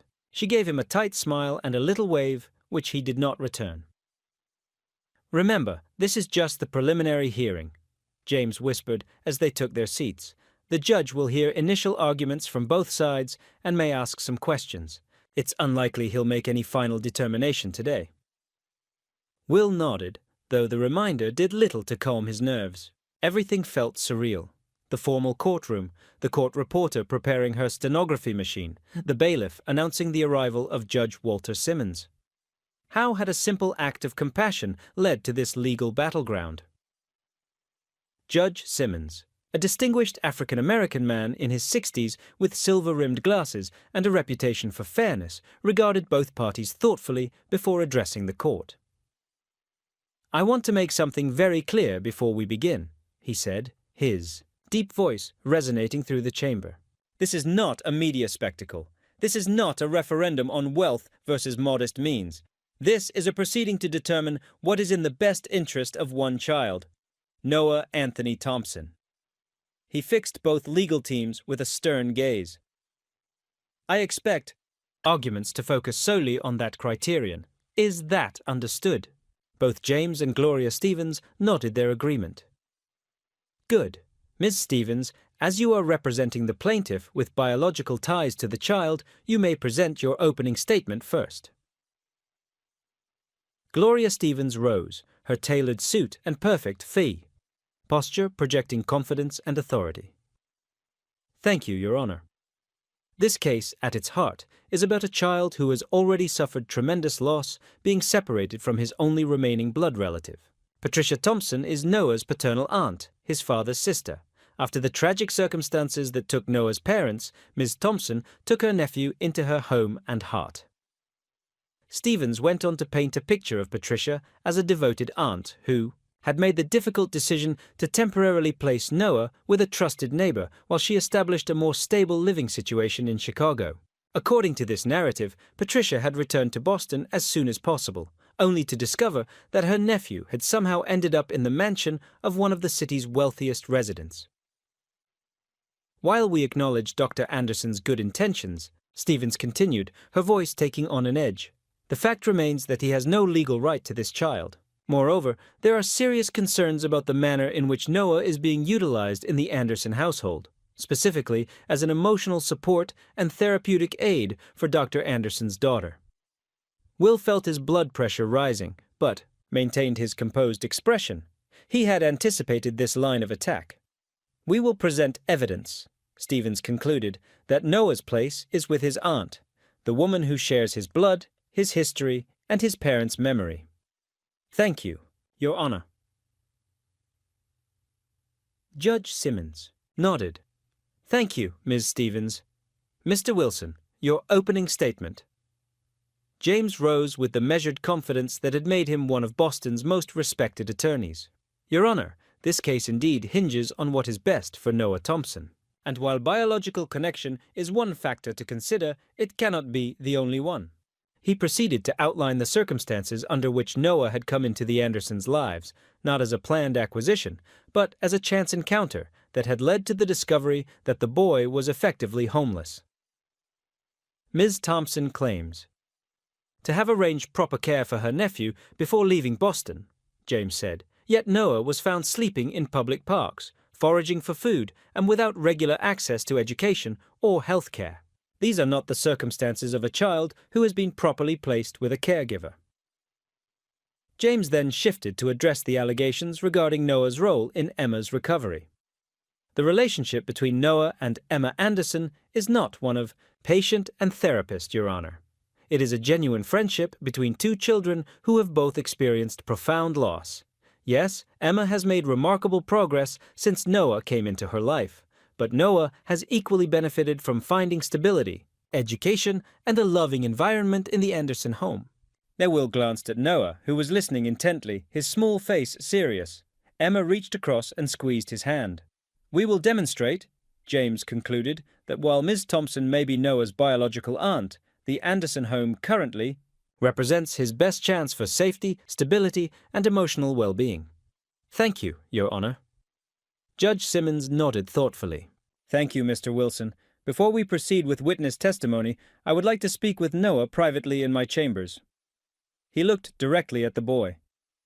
Would that be all right with you, Noah? Noah looked startled, but nodded. Yes, sir. Good. Court will recess for 30 minutes while I speak with the child. Only Noah and the court-appointed guardian ad litem will be present. He banged his gavel once. We are in recess. As Noah was led away by the bailiff and the guardian, ad litem, a kind-faced woman who had been appointed to represent his interests independently of either party, Will felt a wave of anxiety. So much depended on what Noah might say in the judge's chambers. Emma clearly felt the same concern. Dad, she whispered urgently, what if Noah thinks he has to go with his aunt? What if he's too scared to tell the judge what he really wants? We have to trust Noah, Will replied, though his own confidence was wavering, and we have to trust the judge to see the truth. The 30-minute recess stretched into 45 minutes, then an hour. Will paced the hallway outside the courtroom, while James conferred with their expert witnesses, Dr. Martinez, Noah's tutor, and the child psychologist who had evaluated both children's emotional states. Patricia sat rigidly on a bench, Gloria Stevens whispering intently in her ear. Finally, the bailiff announced that court was back in session. Noah was already seated at their table when they returned, his expression unreadable. You okay? Will asked softly as he took his seat. Noah nodded but didn't elaborate. Before Will could press further, Judge Simmons entered and called the court to order. Having spoken with Noah, the judge began, I now wish to hear testimony from both Ms. Thompson and Dr. Anderson. Ms. Thompson, please take the stand. Patricia was sworn in and began her testimony, describing her relationship with Noah's father, her younger brother Anthony, and her deep affection for Noah since his birth. She spoke of the devastating loss of Anthony and his wife Maria in what she repeatedly called the tragic accident, carefully avoiding any specific details that might trigger Noah's trauma. I took Noah in immediately, Patricia testified. It was the natural thing to do. He's my blood. And why did you leave him to go to Chicago? Gloria Stevens prompted. I had an opportunity for a much better job there. Dental office management, with benefits and real career potential. Something I could support Noah with long-term. Patricia's voice trembled slightly. It was the hardest decision I ever made, leaving him temporarily. But Mrs. Ramirez, our neighbor for years, promised to take good care of him until I could send for him. And when you returned to Boston? I went straight to Mrs. Ramirez, but she told me Noah had run away months earlier. I was frantic. I searched everywhere, filed police reports, checked shelters. Patricia dabbed at her eyes with a tissue. When I finally tracked him to Dr. Anderson's mansion, I was so relieved, until they refused to let me take him home. Will could barely contain his disbelief at this revised history. According to Noah, Patricia had left abruptly with her boyfriend, telling Noah he was too much trouble and that she might send for him someday if he learned to be less annoying. Under James's cross-examination, some of the inconsistencies in Patricia's story began to emerge. Ms. Thompson, did you provide Mrs. Ramirez with any financial support for Noah's care? Patricia shifted uncomfortably. We had an informal arrangement. So that's a no. Did you maintain regular contact with Noah during your time in Chicago? I called when I could. My job kept me very busy. According to phone records we've subpoenaed, you made exactly 2 calls to the Ramirez residence in the 11 months you were away. Would you characterize that as regular contact? Patricia's face hardened. I was establishing a better life for both of us. One final question, Ms. Thompson. Before today, when was the last time you saw Noah prior to discovering him at the Anderson residence? A long pause. Last summer. July 17th of last year, to be precise, making it nearly 10 months with no direct contact with your nephew. Thank you. No further questions. When Will took the stand, he spoke directly and honestly about how Noah had come into their lives, about the immediate connection between the children, and about his growing love for the boy who had brought such joy back into their home. Noah is extraordinarily gifted in his emotional intelligence, Will testified. He has an innate ability to connect with people who are suffering, to to help them find hope and purpose. Yes, he's helped Emma tremendously, but we've tried to help him equally, providing the stability, education, and loving environment every OA child deserves. Under Gloria Stevens's aggressive cross-examination, Will maintained his composure, even when she attempted to characterize Project Smile as exploitative and experimentally using one child to treat another. Project Smile was developed after we observed Noah's natural gifts, Will explained patiently. It's a structured program where children like Noah, those with exceptional empathy and resilience, can help other children facing similar traumas, all under proper medical supervision. Noah participates only when he wants to, and he takes tremendous pride in helping others. Isn't it convenient, Dr. Anderson, Stevens pressed, that this project also serves to justify your continued custody of Noah? Will met her gaze steadily. What would be convenient, Mrs. Stevens, would have been to ignore a homeless child sleeping in the park. What would have been convenient would be not to fight this battle in court, not to endure media scrutiny and questioning of my motives. I'm doing this because it's right for Noah, and yes, for Emma too. They heal each other in ways I could never have anticipated or engineered. After several more witnesses, including a powerful testimony from Mrs. Jenkins that left many in the courtroom discreetly wiping away tears, Judge Simmons called an unexpected witness. I'd like to hear from Emma Anderson, he announced. Given her age and medical condition, I'll allow her to testify from her current position rather than the witness stand. Emma looked startled but determined. She smoothed her dress and sat up straighter in her wheelchair as she was sworn in. Emma, the judge said gently, can you tell me about your friendship with Noah? Emma took a deep breath. Noah is my best friend and my brother, she said clearly. Before he came, I didn't want to try walking anymore because it hurt too much, and I thought I'd never get better.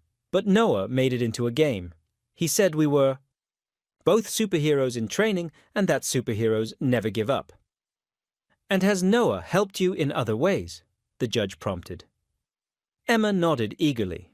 He reads to me when I have nightmares about the accident. He taught me magic tricks I can do even when my hands get tired, and he never, ever treats me like I'm broken.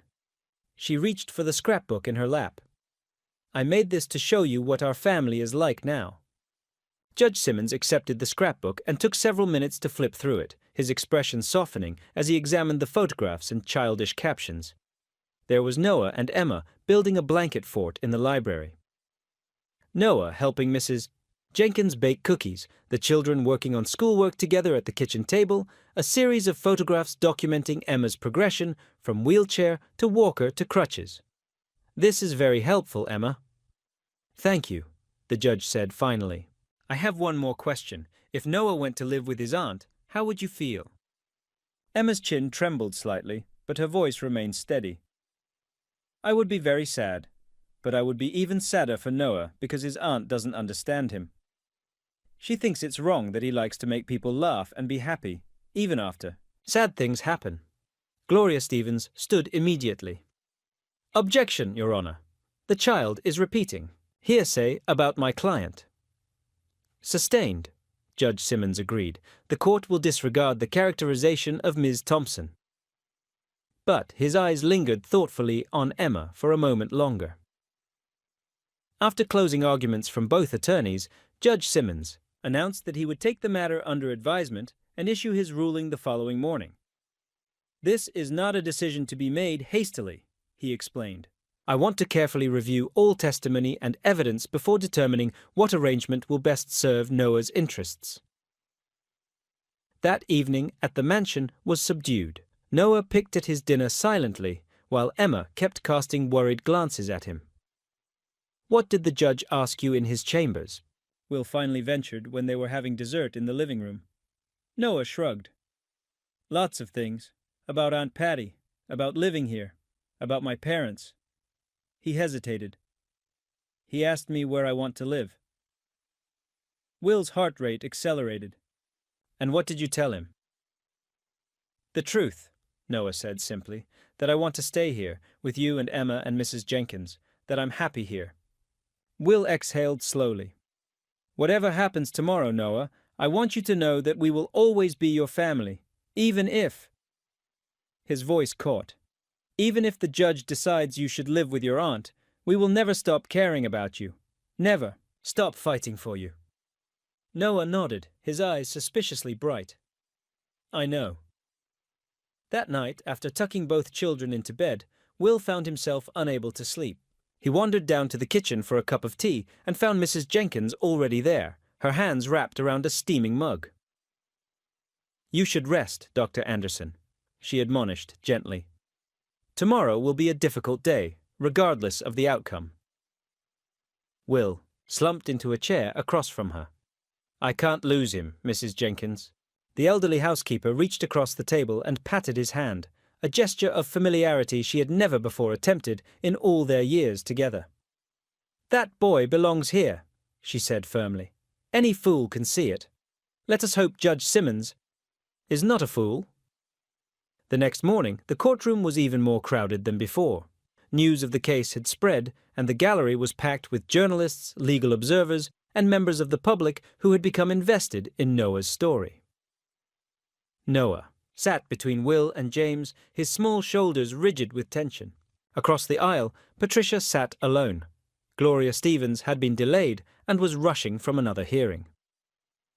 When Judge Simmons entered, a hush fell over the courtroom. He arranged his papers carefully before speaking. "After careful consideration of all testimony and evidence, I am prepared to issue my ruling in the matter of Thompson versus Anderson regarding custody of the minor child, Noah Anthony Thompson." Her Will reached for Noah's hand, finding it cold and trembling. "Family court cases are never simple," Judge Simmons began, "and this case presents particularly complex considerations. On one hand, we have a biological aunt with a legal claim to her nephew. On the other, we have a household where the child has clearly thrived emotionally and educationally." The judge looked directly at Noah. "Young man, I was deeply impressed by your maturity and thoughtfulness in our conversation yesterday. You have endured circumstances that would challenge most adults, yet you've maintained a remarkable capacity for joy and compassion." He turned to Patricia. "Ms. Thompson, the court acknowledges your biological connection to Noah and believes you care for him. However, there are troubling inconsistencies in your testimony regarding the circumstances of his care during your absence." Finally, he addressed Will. "Dr. Anderson, the court recognizes the genuine bond that has formed between Noah and your household and the positive environment you have provided." Judge Simmons folded his hands. "Weissig, having weighed all factors, I find that Noah's best interests at this time would be served by remaining in the Anderson household under a legal guardianship arrangement with a review in 6 months to assess the situation." Will felt Noah's hand tighten in his as the boy released a shaky breath. "However," the judge continued, "I am also ordering structured visitation rights for Ms. Thompson, to be supervised initially and potentially expanded based on recommendations from the guardian. I'd like them." Patricia made a small sound of distress, her face flushing with anger or disappointment. "Additionally, I am requiring that Noah continue with his current therapy to address his parental loss, and that both the Andersons and Ms. Thompson participate in family counseling to determine if a healthier relationship can be established over time." The judge looked sternly at both parties. "Let me be clear. This arrangement prioritizes stability for a child who has already experienced significant disruption. It is not a victory for either party, but rather an attempt to create the most supportive environment for Noah while maintaining his connection to his biological family." With that, he banged his gavel. Court is adjourned. The courtroom erupted in whispers and movement. James leaned over to explain the practical implications of the ruling, but Will was focused entirely on Noah, whose face had broken into a cautious smile. "I can stay," the boy whispered, as if afraid to believe it. Will pulled him into a tight hug. "You can stay." Across the aisle, Patricia was conferring intensely with Gloria Stevens, who had arrived just as the ruling was delivered. Their expressions suggested that this battle was far from over. But for now, for today, their family remained intact, and as Emma wheeled herself over to join their embrace, Will allowed himself to feel, for the first time in weeks, a cautious sense of hope. 15 years later. Dr. William Anderson stood at the podium, squinting slightly against the bright lights of the Harvard Medical School auditorium. At 60, his hair had turned completely silver, and lines of experience etched his face, but his eyes still held the same intensity and compassion that had defined his career. "It is my extraordinary privilege," he said, his voice steady despite the emotion threatening to overwhelm him, "to introduce our keynote speaker. She is not only a brilliant physician who graduated summa cum laude from this very institution, but also the driving force behind the revolutionary Anderson Protocol for pediatric neurorehabilitation. Ladies and gentlemen, please welcome Dr. Emma Anderson." The audience erupted in applause as Emma strode confidently to the stage. At 21, she had become the youngest physician ever appointed to the staff of Massachusetts General Hospital's Department of Pediatric Neurology. Her walk, smooth and assured with only the faintest hint of the limp that had once confined her to a wheelchair, was itself a testament to the healing journey that had shaped her life's work. "Thank you, Dad," she said, embracing Will briefly, before turning to address the packed auditorium. "And thank you all for being here today for the 15th anniversary celebration of the Smile Foundation." From his seat in the front row, Noah Thompson beamed with pride. Now 23, he had grown into a handsome young man whose charismatic presence and emotional intelligence had only deepened with age. His recently completed doctoral dissertation in psychology at Boston University, "The Impact of Peer-Facilitated Joy Therapy on Trauma Recovery in Pediatric Patients," had already been accepted for publication in 3 prestigious journals.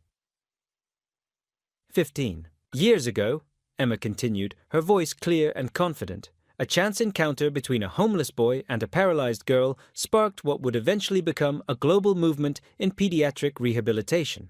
What began as Project Smile in a single Boston hospital has now expanded to over 200 medical facilities across 15 countries, touching the lives of more than 2 million children. Will glanced down the row to where Olivia Clark, now 22, was filming the speech on her tablet.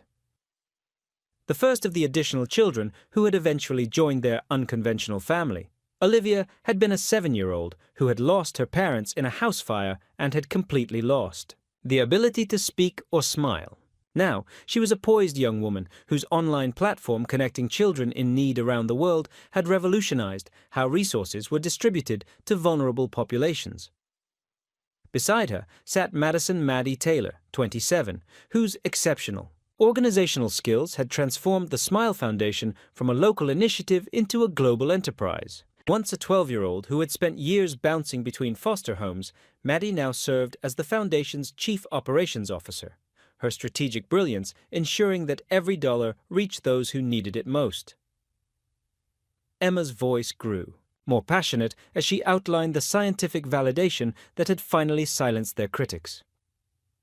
The longitudinal study published in the New England Journal of Medicine last year confirmed what we've known intuitively all along, that peer-facilitated joy therapy produces measurable neurological improvements in children with traumatic injuries. The data doesn't lie. Patients in the Smile protocol recover 37% faster than those in traditional therapy alone. Will couldn't help but think about the long, difficult road that had led to this moment. After the initial custody ruling, Patricia Thompson had indeed continued her legal battle, filing appeals and generating fresh waves of media scrutiny.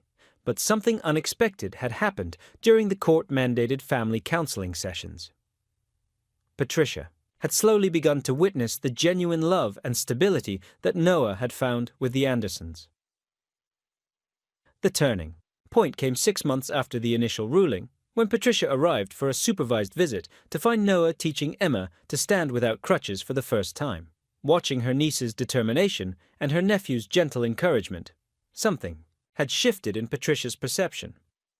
She never formally abandoned her legal claim, but her pursuit became increasingly half-hearted until, 3 years later, she moved to Florida with a new husband, maintaining only holiday contact with Noah.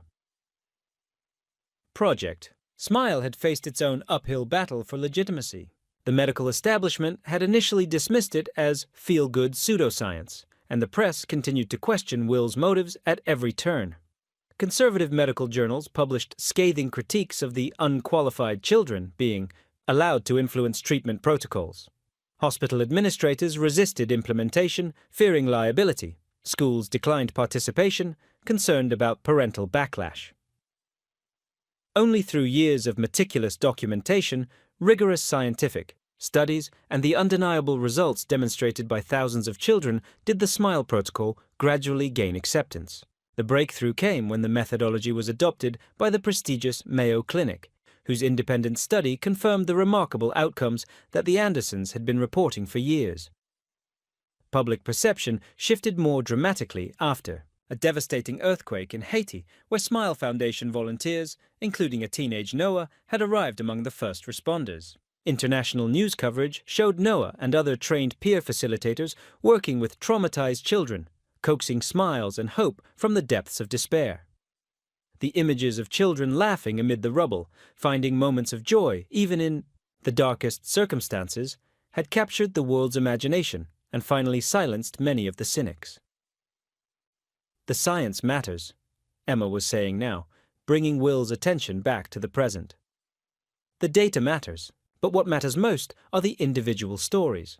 The child who takes her first steps after being told she never would walk again. The boy who speaks his first words after months of traumatic silence. The teenager who finds purpose in becoming a peer facilitator for younger children facing the same challenges he once conquered. She gestured to Noah, who stood to enthusiastic applause. My brother wasn't just the first SMILE facilitator, he was living proof that our greatest wounds can become our greatest gifts to others.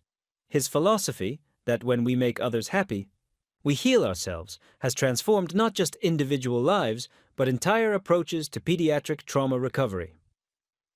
Noah acknowledged the applause with a modest nod, never entirely comfortable in the spotlight despite his natural charisma. Will felt his chest tighten with pride for both of his remarkable children, one by birth, one by choice, both extraordinary in their own ways. After the ceremony, the expanded Anderson family gathered at the mansion in Beacon Hill. Mrs. Jenkins, now 85 but still formidable, had insisted on preparing the celebration dinner herself, though she grudgingly accepted assistance from Maddie and Olivia. "To think I almost didn't let that ragamuffin through the front door," she remarked to Will as they watched Noah regaling a group of young SMILE Foundation facilitators with one of his legendary inspirational talks in the garden. "Greatest mistake I nearly made in my life." "We've all come a long way," Will agreed, his gaze moving to Emma, who was deep in discussion with colleagues from around the world who had traveled to Boston for the anniversary celebration. The mansion itself had evolved over the years, transformed from a somber monument to success into a warm, vibrant home that frequently hosted gatherings of children involved in the Foundation's programs. The formal sitting rooms had given way to comfortable, accessible spaces where children of all abilities could play and interact. The once manicured garden now featured wheelchair-accessible paths, adaptive play equipment, and the original parallel bars where Emma had taken her first post-injury steps, preserved as a symbol of possibility for newly injured children visiting the home. The most significant transformation, however, had occurred within Will himself. The driven surgeon who had once measured success in professional accolades and financial achievements had discovered a deeper purpose in nurturing not just his expanded family, but the global community that had grown around them.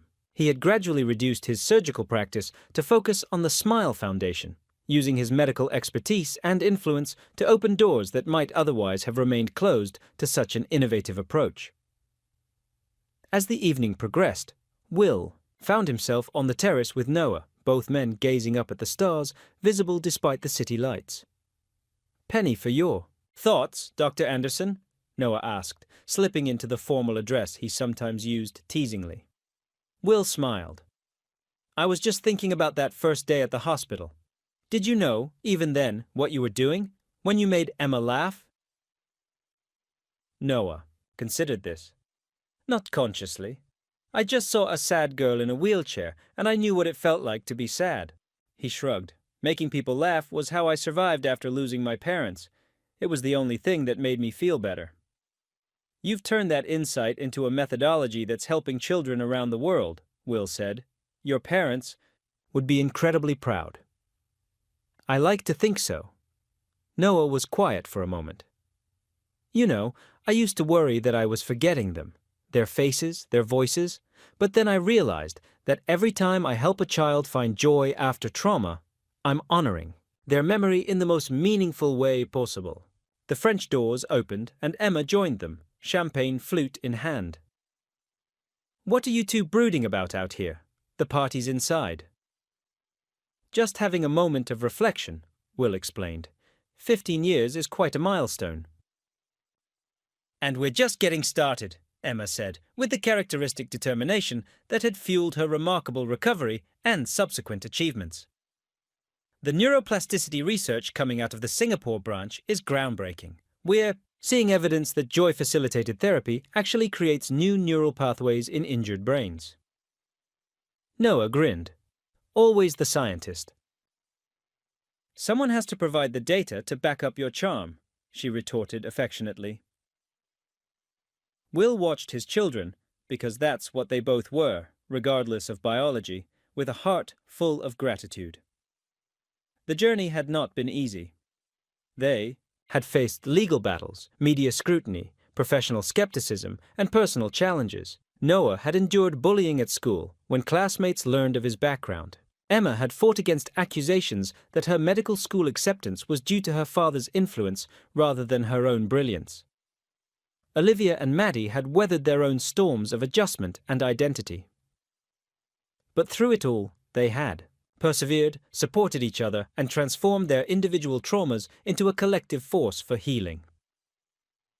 The ringing of a spoon against glass drew their attention back inside, where Maddie was calling for everyone's attention. The gathered crowd, foundation staff, medical professionals, former patients, current facilitators, quieted as she began to speak. I have an announcement, Maddie said, her organizational efficiency evident even in this personal moment. We received word this morning, but we wanted to save it for tonight's celebration. She paused, building anticipation. The Smile Foundation has been nominated for the Nobel Peace Prize for its pioneering work in global childhood trauma recovery.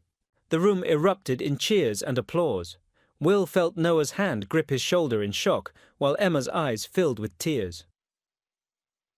While the nomination itself is an honor, Maddie continued once the noise had subsided, what matters most is the recognition of what we've all known for 15 years, that healing happens not just through medical intervention, but through human connection, through joy shared in the darkest moments, through the simple act of one child helping another remember how to smile. Later that night, after the guests had departed and the younger facilitators had been settled in the Foundation's adjoining guest house, the core Anderson family gathered in the kitchen, the heart of their home where so many important moments had unfolded over the years. Mrs. Jenkins, defying her age, was making her famous hot chocolate. Olivia was showing Maddie designs for a new app to connect hospitalized children with peer facilitators remotely. Emma was reviewing research data on her tablet, while Noah sketched ideas for a new training program targeting adolescent facilitators. Will leaned against the doorframe, taking in the scene with profound contentment.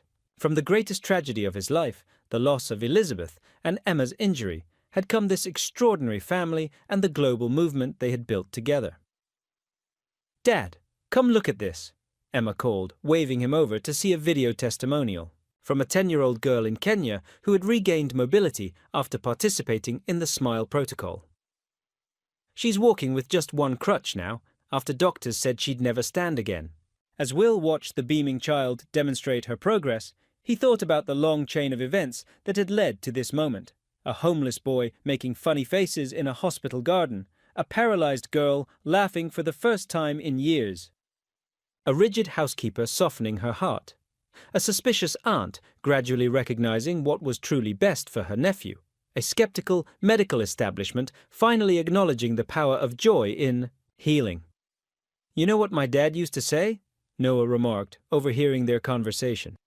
"He said that impossible just means you haven't found the right way yet." He smiled, the same infectious smile that had first broken through Emma's depression, all those years ago. I think we found the right way."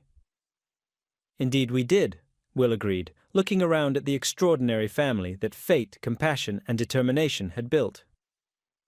One smile at a time. As the Nobel Prize nominations circulated in the press over the subsequent weeks, media outlets that had once questioned Will's motives now celebrated the Foundation's achievements. Former critics acknowledged the transformative impact of the Smile Protocol on pediatric rehabilitation worldwide. Even Dr. Harold Reynolds, now retired but still influential, published a formal retraction of his earlier criticisms, admitting that the Anderson methodology had revolutionized our understanding of the mind-body connection in trauma recovery. The ultimate validation, however, came not from institutional recognition, but from the countless letters, emails, and social media posts from children and families whose lives had been changed through the Foundation's work. Their stories of first steps taken, first words spoken, first smiles reclaimed after tragedy, formed a tapestry of hope that stretched across continents and cultures. On a crisp autumn evening, 6 months after the anniversary celebration, the Anderson family gathered once again in their garden. Emma had just returned from opening a new Smile Center in Mumbai, Noah from a training program in Stockholm, Olivia from a tech conference in Tokyo, and Maddie from a Foundation Board meeting in London. Their global impact continued to expand, but they always returned to the place where it had all begun. As twilight descended over Boston, Will raised his glass in a toast. "To finding family in unexpected places," he said, "and to the power of a single smile to change the world." Noah, now preparing to lead the Foundation's international expansion while completing his second doctorate, added his own toast. "To the impossible becoming possible." Emma, whose pioneering research continued to push the boundaries of neurological rehabilitation, smiled at her brother, the boy who had taught her to walk again, to laugh again, to believe in miracles again, to making others happy as the surest path to healing ourselves. Olivia, whose voice had returned so powerfully that she now narrated the Foundation's documentary films, raised her glass. To being heard, even in silence. Maddie, whose organizational genius had transformed a local project into a global movement, concluded simply, "To home, wherever and however we find it." As stars appeared in the darkening sky, Will Anderson looked at the extraordinary family created not by blood but by love, compassion, and the unwavering belief in every child's capacity for joy, even in the face of tremendous adversity. From a single moment of connection between a homeless boy and a paralyzed girl had grown a worldwide movement that continued to redefine the possibilities of healing. And it had all begun with a simple, universal truth that an 8-year-old orphan